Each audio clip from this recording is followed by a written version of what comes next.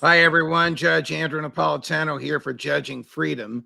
Today is Tuesday, March 21st, 2023. It's about 10 minutes after 2 in the afternoon here on the East Coast of the United States.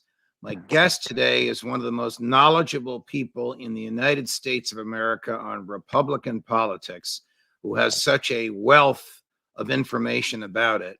Ed Rollins, of course, a former colleague of mine at Fox News, but long before Fox existed, Ed and I were colleagues in political wars going back to Ronald Reagan's race against President Jimmy Carter in 1980, and later some very important for me, for Ed, and for the public races here in the state of New Jersey. My dear friend, what a pleasure to see your face again. Welcome to my pleasure. podcast. My pleasure, Judge. How are you? Thank you. Thank you. So what I want to talk to you about today is the state. I realize we're a little early on this, but the state of the what you expect will be the Republican race for the Republican nomination for president in 2024. What is your general feel about the attitude of mainstream Republicans and whether Donald Trump will bring victory to the party for the White House in 2024? Is he their best candidate? I don't underestimate his ability to get the nomination, although I'm supporting DeSantis. But at the same time, winning a nomination is totally different than winning a presidency.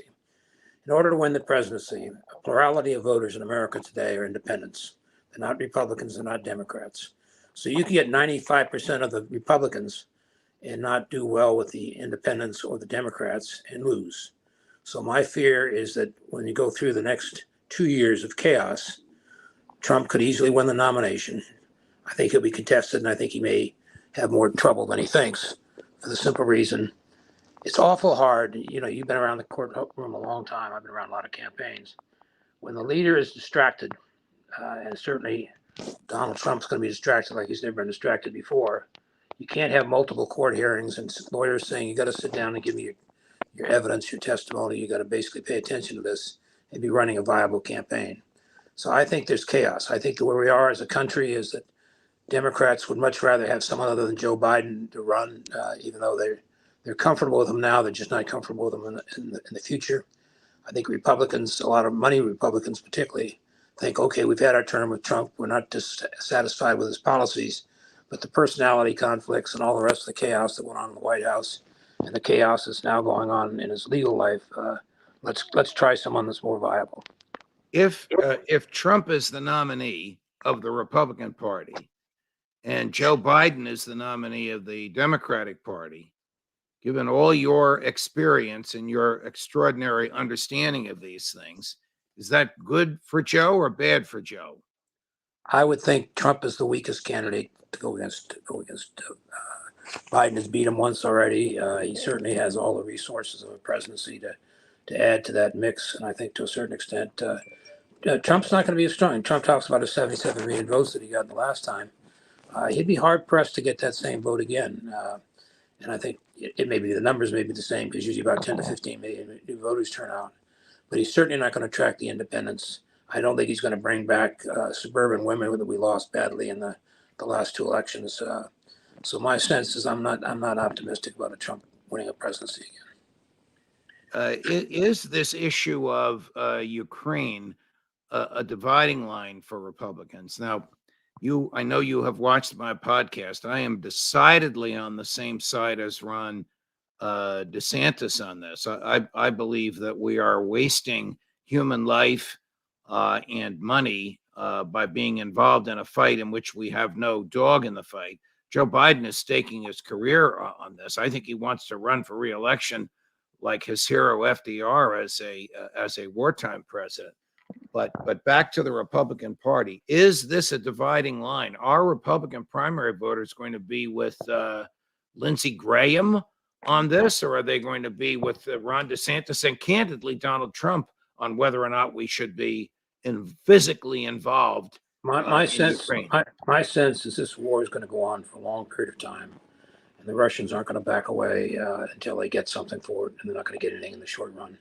Equally as important to all the money we've spent on weapons, and my irritation with NATO is This isn't our doorstep, it's their doorstep. And why aren't they the ones out front putting all the money in? And every time they put money or jets or planes in, we have to go replace it.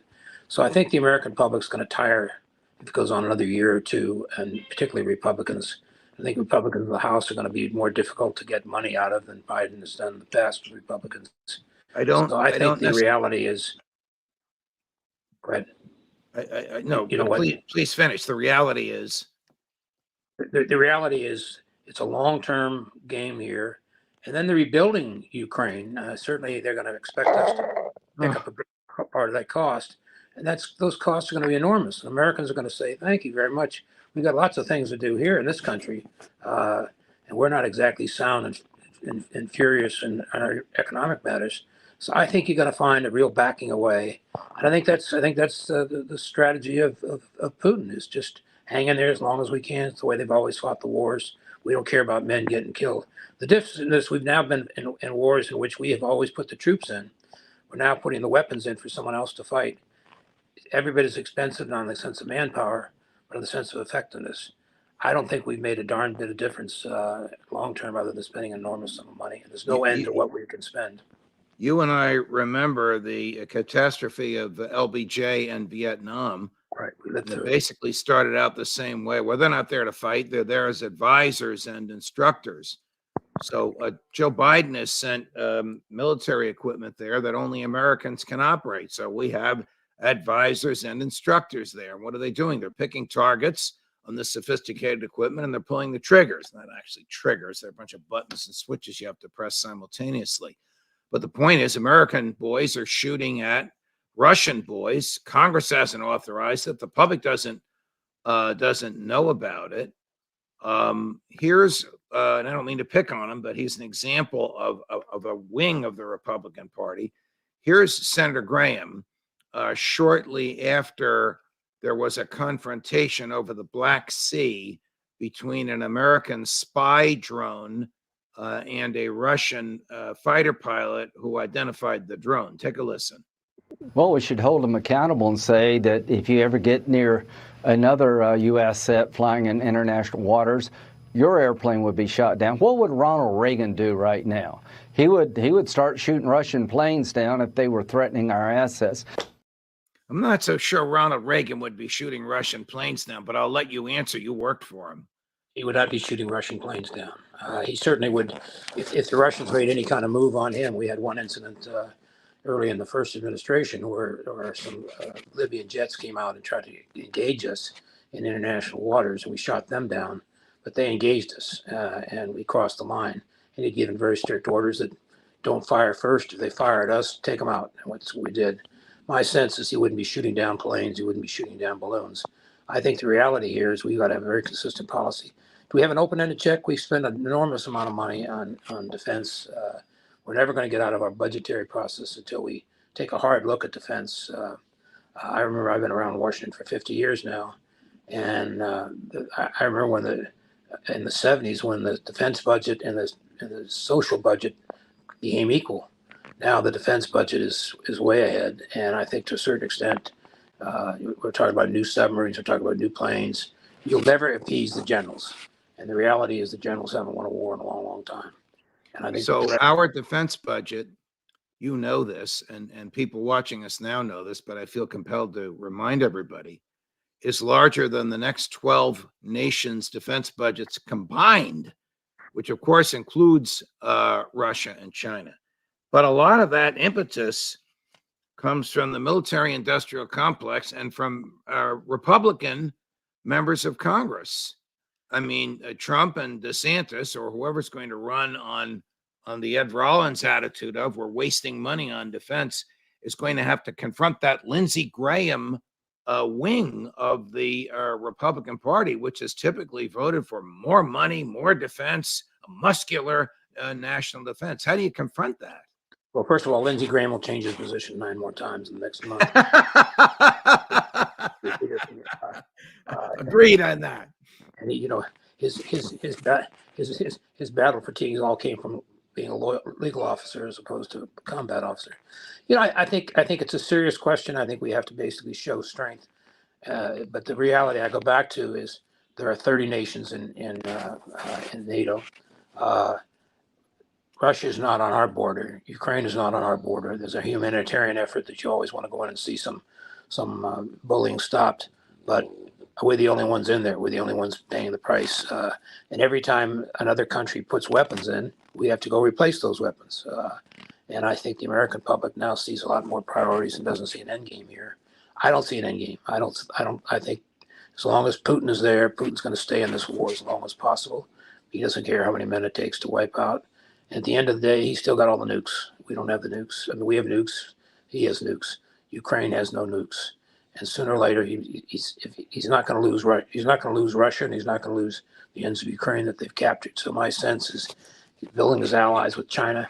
I mean, I sit here and I watch all these news guys basically talk about, well, what war has China ever won? Why are we worried about China? As I recall my history, which I am a historian, they did a pretty effective job on us in Vietnam, pretty effective job on us in Korea, pretty effective job in any other. And the Chinese army today is far greater military than it was way back when. It's a 500,000 to 1 million troops larger than ours, and they spend 1/4 on their defense budget of what we do. And every once in a while, the Defense Department says, we can't find 200 million. We don't know what happened. We spent 5 years and $500,000 trying to find the 200 million, and we can't find it. Right. We just lost your face, Ed. Can you hear us? I can hear you. Can hear you just fine. Okay. We'll keep chatting. Is the likely prosecution of Donald Trump going to help him or hurt him in the Republican primaries? I can't. It looks like we lost Ed Rollins. Well, I'm going to run the clip of Governor DeSantis while Ed and his folks try and reconnect to us. So this is Governor DeSantis at a press conference yesterday, asked about this. Now, he's in a unique position. If Donald Trump is indicted in New York and is physically located in Florida and refuses to come to New York, then Governor DeSantis is going to be involved in the extradition. I hope it doesn't come to that. I thought that Governor DeSantis's issue of poking the ribs of the liberal Democratic prosecutor, but at the same time saying, I don't know anything about paying off a porn star to remain silent. I thought he touched all the right buttons. But while Ed tries to reconnect with us, if he can, and while my producer Gary tries to reconnect with Ed's people, here's Governor DeSantis yesterday on the issue of Trump and his legal woes. I do know this, the Manhattan District Attorney is a Soros-funded prosecutor. And so he, like other Soros-funded prosecutors, they weaponize their office to impose a political agenda on society at the expense of the rule of law and public safety. He has downgraded over 50% of the felonies to misdemeanors. He says he doesn't want to even have jail time for the vast, vast majority of crimes. And what we've seen in Manhattan is we've seen the crime rate go up and we've seen citizens become less safe. And so you're talking about this situation with, and look, I don't know what goes into paying hush money to a porn star to secure silence over some type of alleged affair. I can't speak to that. But what I can speak to is that if you have a prosecutor who is ignoring crimes happening every single day in his jurisdiction, and he chooses to go back many, many years ago to try to use something about porn star hush money payments, that's an example of pursuing a political agenda. Okay, we're back. Okay. I don't know if you had a chance to hear what Governor DeSantis said. It sounded like you wrote it for him, Ed, because he touched all the right buttons. He attacked the prosecutor in New York City, Alvin Bragg, as being a left-wing progressive funded by George Soros, uninterested in serious criminal prosecution. But then he also said, I don't know anything about paying off porn stars for hush money. I just can't talk to that. So he reminded the listeners of the tawdry nature of the allegations against Trump, but at the same time distanced himself from the merits of the prosecution itself, suggesting the prosecutor should have more important things to do I think that's New the York absolute safe. correct, way to handle it. Can you hang on 1 second? Yes. All right. These things happen, my dear Judging Freedom friends. This is not Fox News and it's not CNN. It's almost home cooked and homemade. Maybe that will change one day, but right now these things happen. Ed is a friend of mine, and a gifted understander of what's going on with the Republican Party. He's been active in the highest levels of Republican politics, going back to Richard Nixon, ran both of Ronald Reagan's campaigns, managed the campaign of Tom Kean, governor of New Jersey, who gave me my first appointment to the bench, managed the campaign of Christine Todd Whitman, governor of New Jersey, who gave me my lifetime appointment to the bench. I obviously didn't serve a full term since I'm no longer a judge and I'm still alive. But Ed and I have known each other through Republican politics, and his Republican bona fides are really second to none. Ed, I'm glad you're back with us. Is it just DeSantis against Trump, or are there others involved, like Governor Christie of New Jersey, who seems to feel that Christie, is Trump without the baggage? Well, but he has Christie baggage, so I'm not sure how viable he's going to be. And I think if he gets in, he draws more of the anti-Trump vote because he was once in the camp, and I think people are perturbed that he sort of left the Trump camp. My sense is there's no obvious candidate. I think the governor of Virginia has decided not to make a race, which he was talking about it. I think Pompeo would like to run, but I don't think there's any viability there. I think Haley is going to depend on how well she does in South Carolina. She'll stay through South Carolina, where she was a governor there. And if she doesn't win South Carolina, which has always been a very tough state for challengers, so it could come down to DeSantis and Trump. The couple of fringe candidates. If that occurs, then I think there's a shot that DeSantis has that he might not have otherwise. I want to play for you a tape from Admiral Kirby, who's the spokesperson for President Biden's National Security Council. Now, you and I know him. He used to be at Fox all the time. In those days, he was Admiral. Now he's John, but it's still the same human being. So earlier today, President Xi of China suggested to an international forum standing next to President Putin of Russia that the Ukrainians and the Russians enter into a ceasefire. I can't imagine he would have made that suggestion to President Putin's face without running it past him first. Xi is he's an authoritarian and a thug, but he's the ultimate surviving diplomat. One would think Joe Biden would say, yes, let's stop the bloodshed and let's stop the expenditure of money. No. Here's Admiral Kirby on President Xi's suggestion for a ceasefire. We'd be concerned if coming out of this meeting, there was some sort of call for a ceasefire. Because right now, while ceasefire sounds good, it actually ratifies Russia's gains on the ground. It actually serves Russia's purpose for a ceasefire to basically call a stop right now without any acknowledgement that Russia's illegally inside Ukraine. So United States will be against the ceasefire because of this principal issue or because it was proposed by China?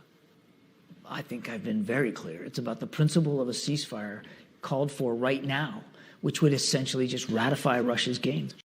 It's interesting because that clip was made before President Xi made his statement publicly. But as I said, it was generally assumed that President Xi was going to say this because he is a diplomat and he wouldn't say it without a trial balloon.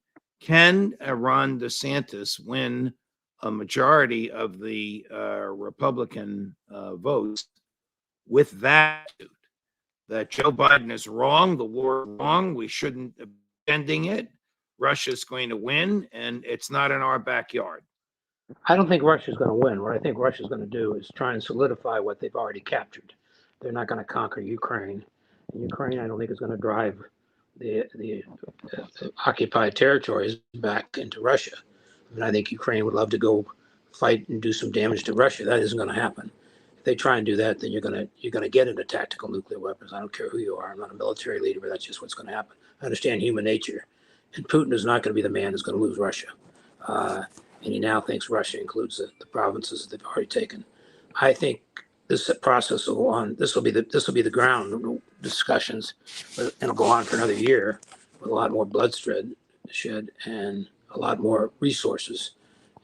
Ukraine doesn't have the resources. I think China will give Russia the resources that they need, and the other allies, Iran and the others that are dangerous allies to us, will all unify around Russia. Ed Rollins, always a pleasure, my dear friend. I hope you'll come back and chat with us on a regular basis, particularly as these Republican presidential wars get hotter. Happy to do it. Take care. Thank you. See Thank you, my dear friend. Colonel Doug McGregor, 3:00 Eastern time. Whereas we get it, Judge Napolitano for Judging Freedom.